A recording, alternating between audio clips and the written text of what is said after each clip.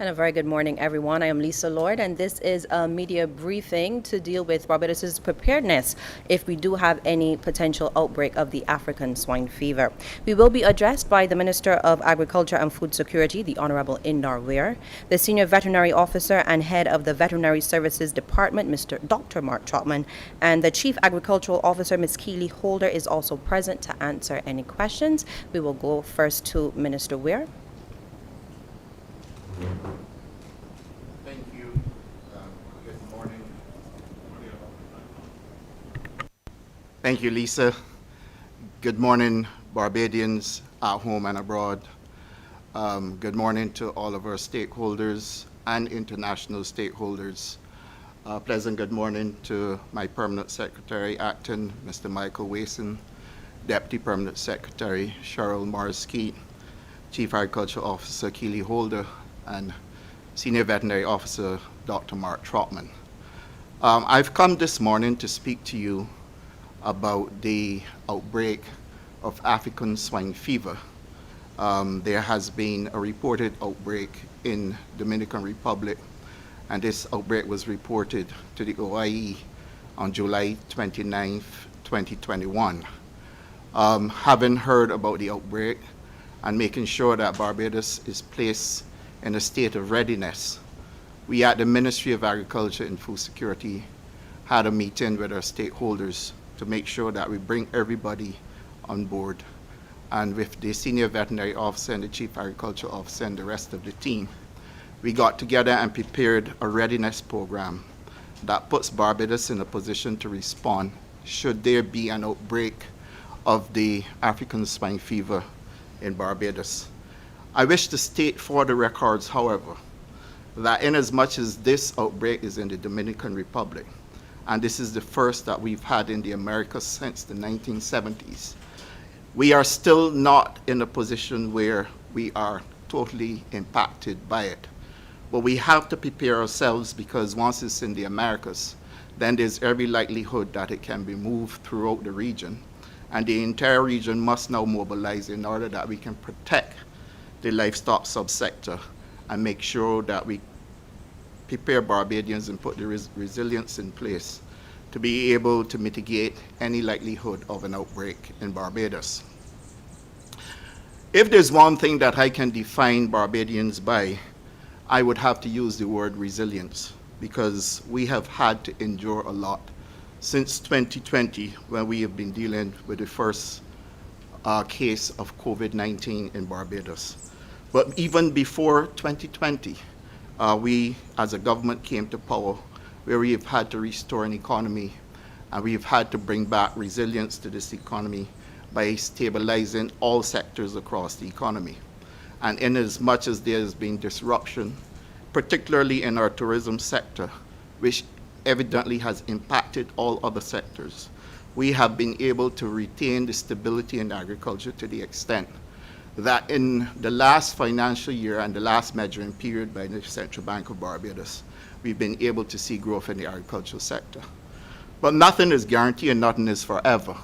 And the sector itself is also under pressure.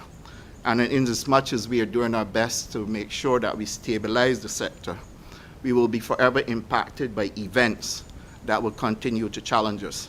Certainly, climate change is one of those events that has been impacting us.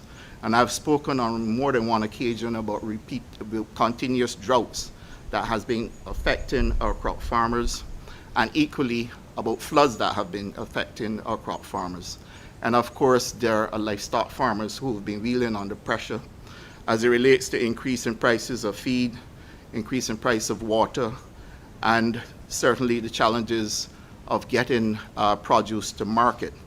We are all aware that I've had to deal with the issue of a glut within the poultry sector, and equally we have had several gluts. So Barbados was never short of locally produced food, be it from livestock or crop. But what stands before us today is a challenge that perhaps presents the greatest challenge for Barbados at this time, and that coupled with the government having to channel its resources to healthcare, then we are faced with a double whammy in that if we are not careful and we are not putting ourselves in a state of readiness to deal with any event of an outbreak of African swine fever, then the pressure on government can be severe. African swine fever can wipe out the entire pork industry, and all of our farmers, especially those who are involved in backyard farming, who may not be reaching the standards that are required, are at highest risk. And therefore, it is our business to make sure that we bring Barbados to a state of readiness. My team and I presented to the Cabinet of Barbados on Monday at an emergency cabinet meeting, and we've gone through all the details, including how we're going to tackle this at ports of entry, how we're going to beef up there be an unlikely outbreak of African swine fever in Barbados. So, ladies and gentlemen, members of the press, I'm obliged to you, and thank you very much for facilitating me this morning. Thank you very much, Minister. We will now go to Dr. Trotman, who will make his presentation.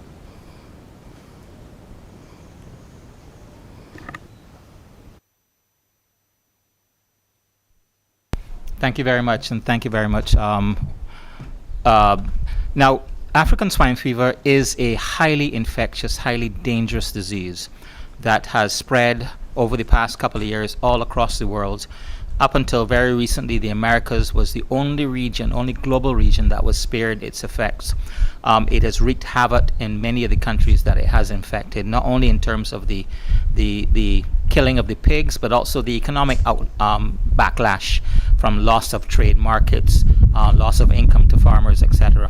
So it is extremely important that we prepare in case it does enter. I first want to make it clear that the disease does not exist in Barbados, and we will do everything in our part to keep it out. The second thing I need to make clear on the outset is that African swine fever affects pigs only. It doesn't affect any other species of animals, and it does not affect people. So it poses no risk to public health, but it does pose a significant risk to the pork industry and to the economic health of the country. So that being said, the veterinary services has been monitoring the spread of the virus for the past 2 years and trying to make plans and put things in place to see how best we can address that risk and make sure that we are prepared to in the first instance, keep it out, and if it does enter, to be able to respond rapidly to it. So those preparedness plans have been revolve around 4 basic pillars. First one is to have a number of preparedness plans in place so that we know what we have to do in terms of preventing it and responding to it. We need to work with our border agencies and also work with the traveling public and with the farming community to put into place enhanced biosecurity measures. The third pillar is to make sure that business as usual continues so we can protect the economy, make sure that our pork industry is not threatened. And the fourth pillar of the response or the preparedness is in terms of communication, making sure that we are timely, transparent, and informative with our messages and consistent with our messages, and try to make sure that we address any issues with respect to misinformation, rumors, incorrect information, or even deliberate fake news or deliberate attempts to sabotage our efforts to make sure we have proper plans in place. So those are the 4 pillars that we have around how we're going to respond to African swine fever. The first step is to try and keep it out of the country altogether. So we will be working and have been working with our partners at the borders, the various border agencies, the customs, port health, plant quarantine, veterinary quarantine, all those agencies, commerce, who interact with people and goods coming into the country, to make sure that we have a shield around the country to protect it from coming in. Now, we already have a fairly robust permitting system in place to make sure that commercial imports of pork are screened and that permits are issued, so that we are fairly confident that products coming in commercially do not carry the virus. We also have a passenger permit system where passengers bringing meat product into the country need to apply for a permit, and this is important because this is We are allowing people to go to supermarkets or go to shops and buy your bacon or your ham and so on and bring them in. So we need to know who is bringing those in so we can make sure that it's screened, make sure that what they are bringing in is safe. There also is a real risk of the informal imports where people may not, either through ignorance or through deliberate action, may bring pork products in with their baggage or through on vessels without declaring it or without having a permit for it. So we need to address that matter through communication, through public awareness, through messaging such as what we're doing right now, so that we can properly make sure that any products coming into the country, any pork products, are safe. They're coming from countries that are free of the disease. They're coming through products that do not carry the risk of the virus, and that we are fairly confident that we keep it out in that way. Another risk factor for bringing product into the country is through what we call international garbage. Garbage on planes, garbage on ships, which may have scraps, pork scraps, bacon scraps, sausage scraps, ham scraps. These are very, very efficient vectors for the virus. So we need to make sure that those products are handled appropriately when they enter the country or when the vessels land in the country. So that whole mechanism is what we call border biosecurity, making sure we have mechanisms in place to keep it out of the country. The second tier of biosecurity is the farm biosecurity, and this is where we have to work with all farmers, whether they be commercial farmers or backyard farmers. Quite often, diseases of this nature enter the country not necessarily through the commercial farms, but through the backyard farms where people are hobbyists and they have a few pigs in their backyards. And they do not have strict protocols for people coming into their backyards, onto their premises, going out of their premises. They move from premises to premises, and this is a major risk if the virus does enter the country. So, making sure that backyard farmers and commercial farmers are well apprised or well aware of the risks and what they can do to protect their herd, protect themselves and their livelihoods, by simple mechanisms such as not sharing farm equipment, not going from farm to farm unless it's absolutely necessary. If you do, make sure you sanitize your shoes and your hands before you move from farm to farm. If you are selling pigs or moving pigs from one premises to another, make sure that the pigs are isolated for a period of time before they go into your herd, to identify any illness or any ill animals that may enter your herd. So these are basic things, and we will be having a meeting with the farmers in very short order to go through these details with them so that they're aware of what they can do. One primary major risk to backyard farmers is the feeding of table scraps and the feeding of swill to pigs. Pigs are omnivores like humans, so they eat what we eat, and they love a piece of bacon, they love a piece of ham.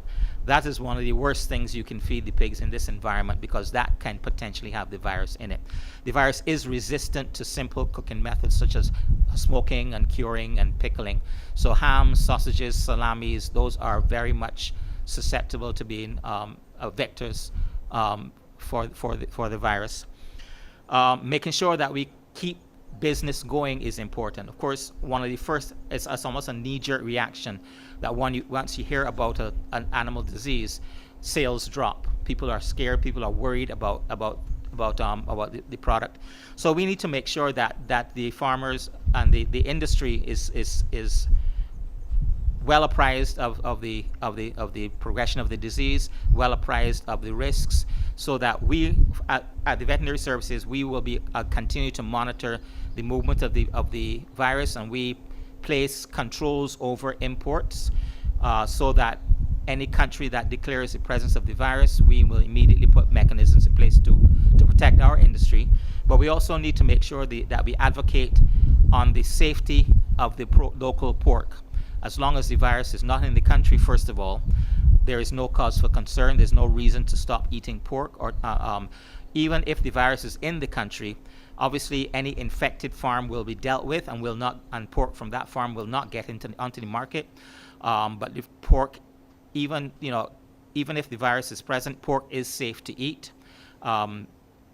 and other animals will not contract the virus. So making sure that we maintain our economy, making sure we maintain our pork industry is also a critical component of this mechanism.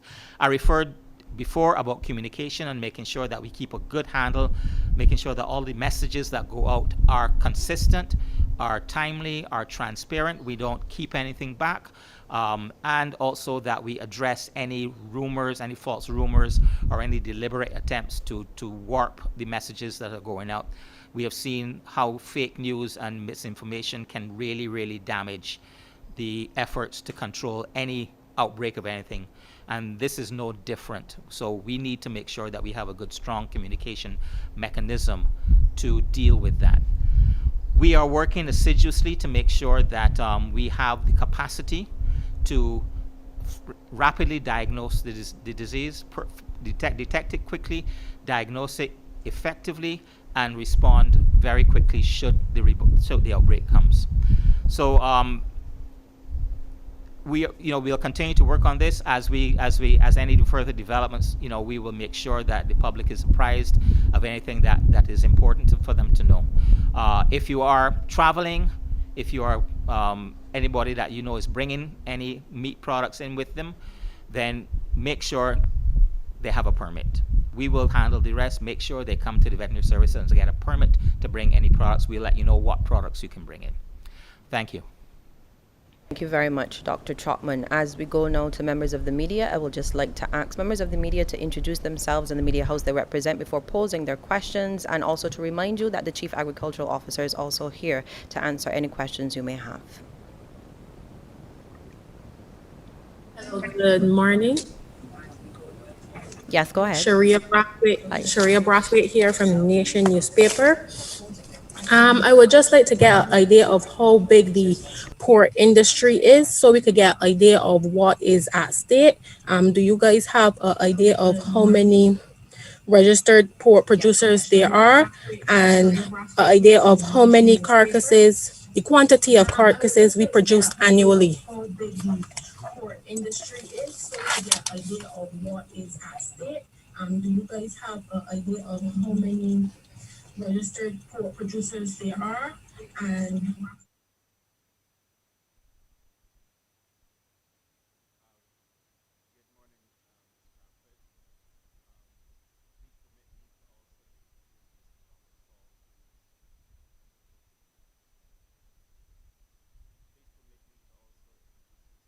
Saul, our chief economist, who's here with us, and he's also our resident statistician.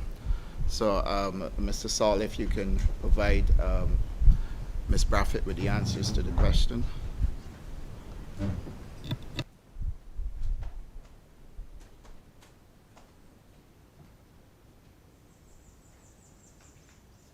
morning.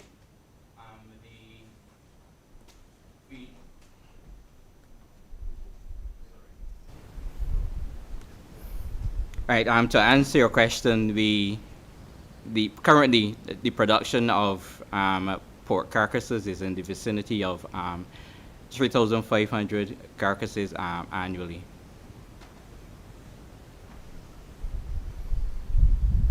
The question was regarding how many pork producers we have, pork farmers. In terms of the pork farmers, we're not absolutely clear on the amount of pork farmers that there are. I guess persons get in and out of the industries at times. So in terms of registering, a person will register as a livestock farmer and not necessarily as a pig farmer. Thank you. Good morning, Sharika Griffith from CBC. Can you tell me if Barbados currently has any trade agreements with the Dominican Republic as it relates to pork products? And if so, are we likely to see any ban on such products? And if no, I also am aware that the Dominican Republic has trading agreements with other countries in CARICOM. Could we possibly see a ban on pork products imported from those countries? Yeah, thank you for that question. as a member of CARIFORUM, obviously the Dominican Republic is part of our trading network. We do not have any agreement with the DR right now for pork, and any outstanding will obviously be put on hold for the time being. So we do trade it with the DR on other commodities that are not at risk, not with pork. So that rest assured, and also any country that does have an outbreak of African swine fever, it's just a matter of course, because it is pretty much an international standard. We would restrict, temporarily put restrictions on importation. We currently have restrictions on other countries that do have outbreaks of African swine fever. So we're watching the situation quite closely. The DR is very transparent and very forthcoming with their information. So any applications or any plans to import pork from the DR would obviously be put on hold for the time being until they're able to resolve the problem. Okay. Good morning.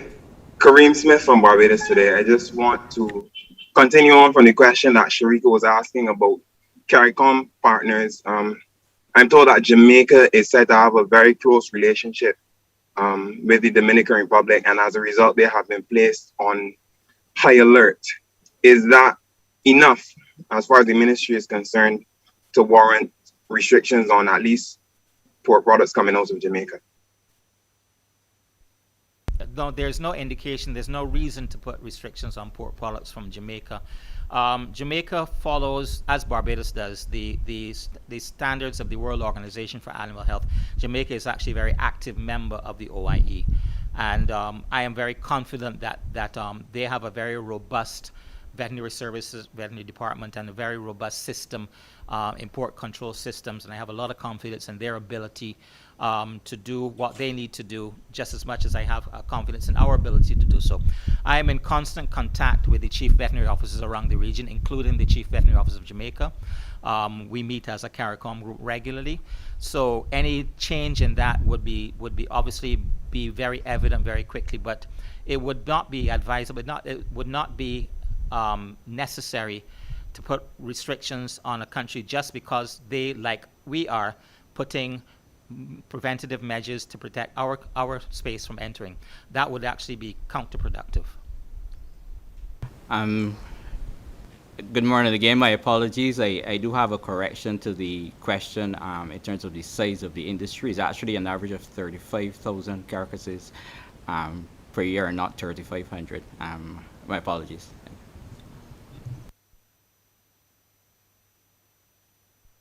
Further questions? What are the symptoms of African swine fever? What should farmers be looking out for? Okay, well, in veterinary medicine we say signs, not symptoms, but the signs of African swine fever are very varied. It's a very difficult disease to diagnose, especially if it is in its chronic form, as it is in the continent of Africa. But in Barbados, where we have a very naive population of pigs, in other words, none of the pigs or their ancestors have been exposed to this virus for many, many generations, the signs would be what we call peracute. The most classic sign you would see, the farmer would see, is all of his pigs or most of his pigs dead. It would cause acute death in the animals. It would suddenly kill the animals. Those that don't die immediately will show non-specific signs of severe illness. You'll probably see reddening of the skin and the ears, bleeding from the ears, bleeding from some of the orifices, diarrhea, bloody diarrhea, swelling of the limbs. On post-mortem, you'll see a lot of hemorrhaging inside the carcass. All of the organs will be bleeding. So it's quite dramatic. But these symptoms are not typical of African swine fever only. So it's important that we have the diagnostic capacity to be able to test for it, because there are other very common diseases, maybe not as explosive and virulent, but there are other very common diseases of pigs that can show one or more of the signs of African swine fever. That's why it's so very important that we are able to detect it quickly and to diagnose it very, very, very, very quickly. I just want to add very quickly to the question that was asked about the pig industry and the pork industry. One of the key things that we're trying to get a handle on is the number of pigs and the location of all the pigs. We know the commercial pig farmers. Obviously, we interact with them on a regular basis through the ministry's industry-specific groups. But we don't know where the backyard farmers are because they don't really play a large role in organized agriculture. So we are trying to identify them, visit them, map them, find out what their challenges are, and give them advice as much as possible on how they can protect their farms. So this is an appeal, I guess, to those who have pigs in their backyards or small holdings, no matter how small. If it's just one pig in a pen, please contact us. Contact the veterinary services so we know who you are, and so we can get that database compiled and know how many pigs there are in the country. Thank you. Any further questions?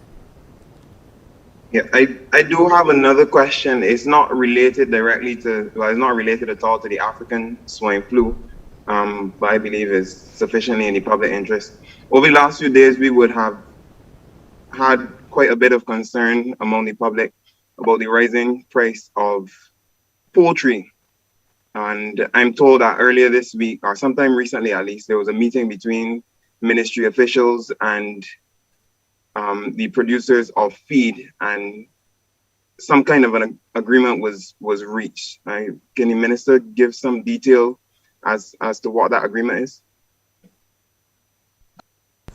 Yes, Kareem, I would facilitate the question, and thank you for the question.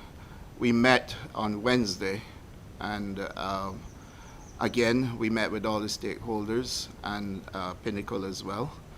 You may recall that the proposed increase was 26%, and I tried then to speak to Pinnacle and the new investors in Pinnacle, and we were able to get Pinnacle to move down to a 19%.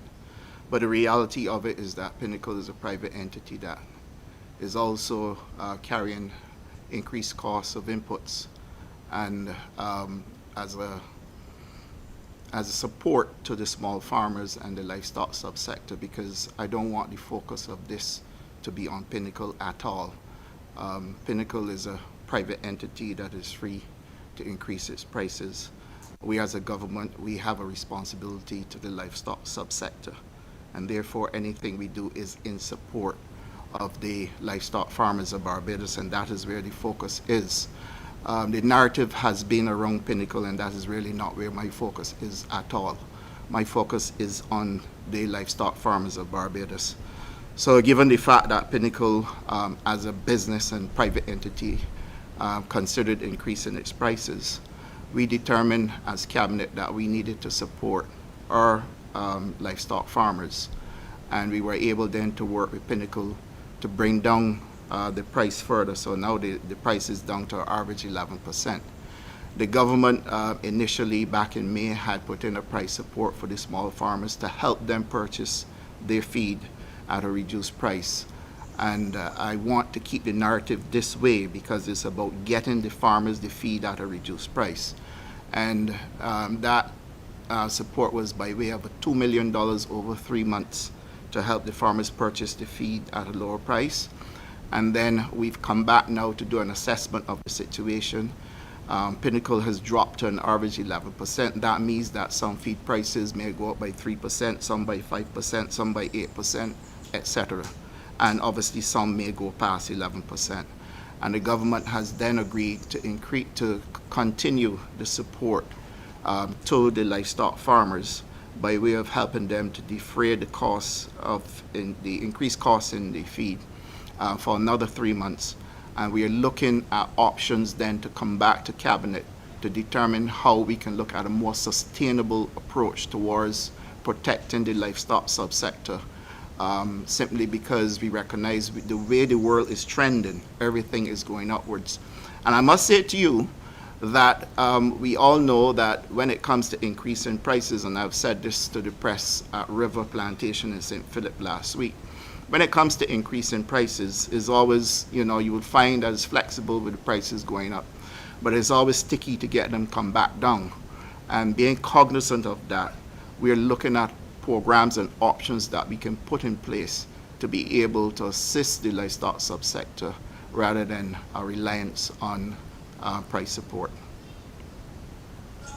And just to be clear, that extended support is also to the tune of 2 million? 2 million Barbados dollars, yes. And my question for you, Mr. Minister, some members of the agricultural sector, some stakeholders, they were concerned that the first price support was not paid.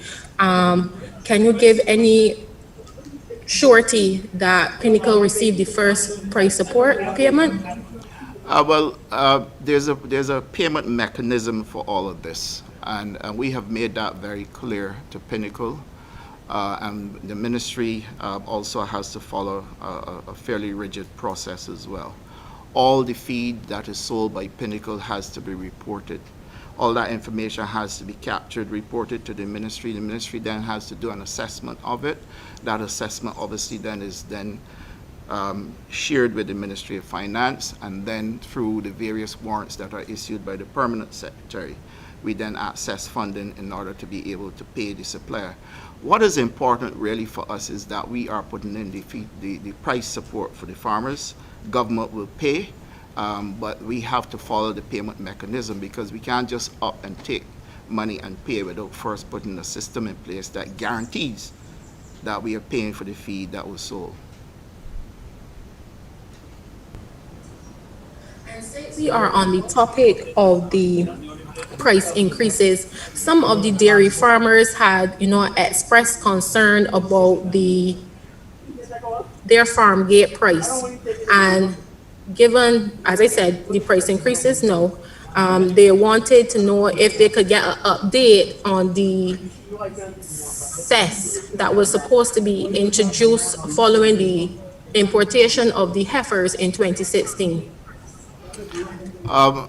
Well, the reality of it is that we are still in the process of discussing whether or not there will be a cess. There are several things that we need to take into consideration. The Chief Agriculture Officer has been working with the Pine Hill Dairy and the dairy farmers for us to come up with a mechanism that would support the dairy farmers. Will it be assessed? We don't know yet. This is still a conversation that we have to have, because assess will impact also a number of other things that we are trying to protect. Certainly, we want to make sure we get it right. We do recognize that, again, Pine Hill Dairy can be considered a monopoly, since they're the only producer of dairy products in Barbados. And we recognize that our dairy farmers are heavily dependent on them.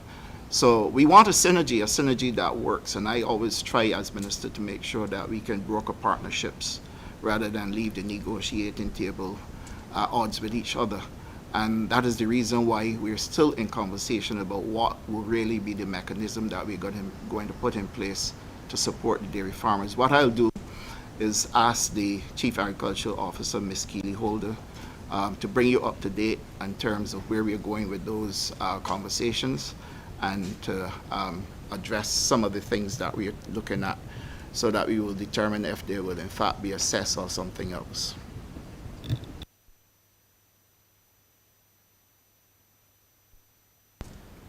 Good morning. As it relates to the cess, the Ministry of Agriculture would have met with the representative from Pine Hill Dairy, as well as the president and vice president of Barbados Beef and Dairy Association about 3 weeks ago. We would have discussed how we would move forward with implementing the milk on cess legislation, which was it was enacted, I think, in 2018. So we had some very good discussion, and I think we reached an agreement as for all sides as the way forward. Now the work is to ensure that we put together the necessary information for cabinet.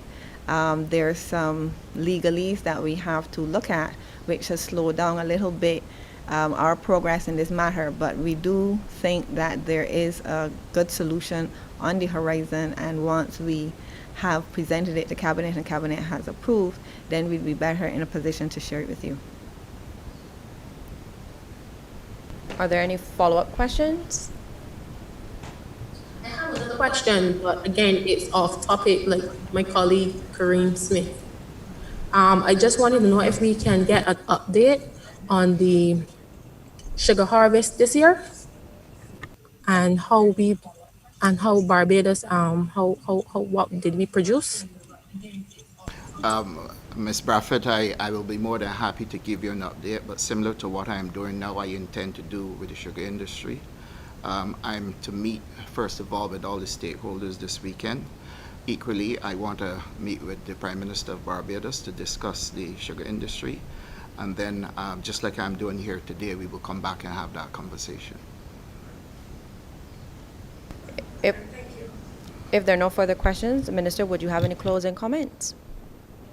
Thank you, Lisa. Yes, I just want to reiterate that the Cabinet approved for us to put Barbados in a state of readiness in case African swine fever should reach the region and to reach Barbados. All of the entire region has been put on alert.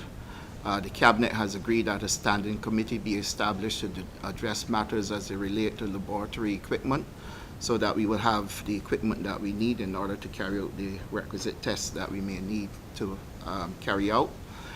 We are also increasing the human resources available to the veterinary services as well, to be able to assist us in carrying out all the field work that we need to do, and equally make sure that we are able to carry out the laboratory work that is required.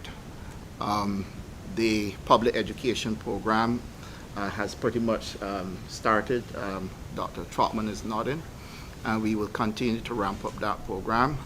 The ministry is also collaborating with the Ministry of Information so that public affairs would work with us in making sure that we can get all of the PSAs out. We are certainly increasing our information at the airport, which is the main port of entry, as well as the seaport. So you will see signs when you enter the airport or the seaport, giving information about the African swine fever and what you should and should not do. The Minister of Tourism and International Transport has already confirmed to Cabinet that they have met with immigration, and the field that is to be included on the ED card will be included to ask arriving passengers to indicate whether or not they were on a farm within the last 7 days. And then there's a technical committee on emergency agricultural diseases, which is being established within the ministry. This committee obviously would include the Ministry of Health and Wellness, Ministry of Public Works and Water Resources, representative of the Attorney General's Office, the Ministry of Tourism and International Transport, the Ministry of Environment and National Beautification, the Ministry of Home Affairs, and of course we would also have to have a representative from the Royal Barbados Police Force. That committee is going to be working around the clock to make sure that we get all of this work in, and then we would continue our surveillance presence at the airport, where we will have people on standby just in case we have to do a drill down on passengers who may arrive and are carrying items that they should not be carrying, or equally have been on a farm prior to arriving in Barbados 7 days out. So those are the things that we want to remind the public that we are doing. And we also want to let the public know that there's no African swine fever in Barbados at this point in time, but that being the responsible government that we are making sure we put Barbados in a state of readiness. And with that said, I'm obliged to you, Madam Chair. As we close, let me just thank you, Minister of Agriculture and Food Security, the Honorable Indor Ware, the Senior Veterinary Officer, Dr. Mark Trotman, the Chief Agricultural Officer, Ms. Keely Holder, and the Acting Chief Economist, Mr. Robert Saul. Members of the media, thank you as well, and you at home for joining. Good morning.